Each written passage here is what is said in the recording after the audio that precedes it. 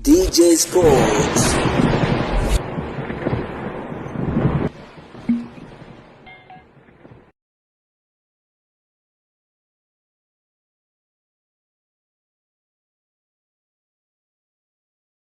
Hii ni moja kati ya taarifa njema kwelikweli kwa mashabiki wa klabu ya soka ya wekundu wa Msimbazi Simba kwenye dirisha hili dogo la usajili, ambapo tunafahamu ya kwamba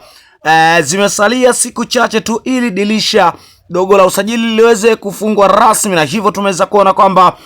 vilabu mbalimbali vikiwa vinalipea vikosi vyao pale wanapopaona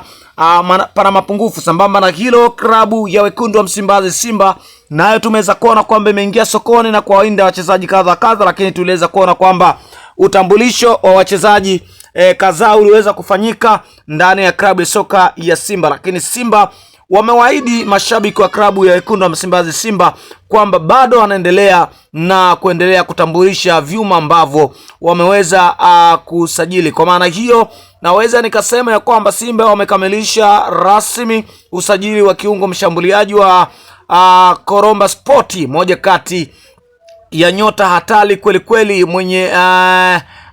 anaocheza kule Kameruni kwenye klabu ya Koromba Sport, lakini tunafahamu ya kwamba mchezaji huyo ni raia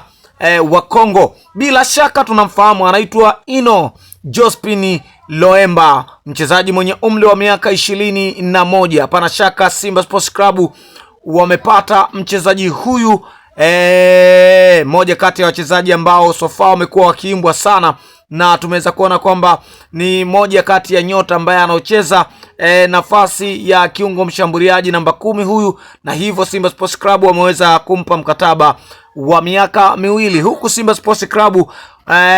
wameona ya kwamba Ino Jospin Loemba ni kama mbadala wa Jean Charles Ahoua, moja kati ya nyota ambaye alishafanya vizuri ndani ya Simba Sports Club. Hivyo naweza nikasababisha kwamba Simba Sports Club wamekamilisha usajili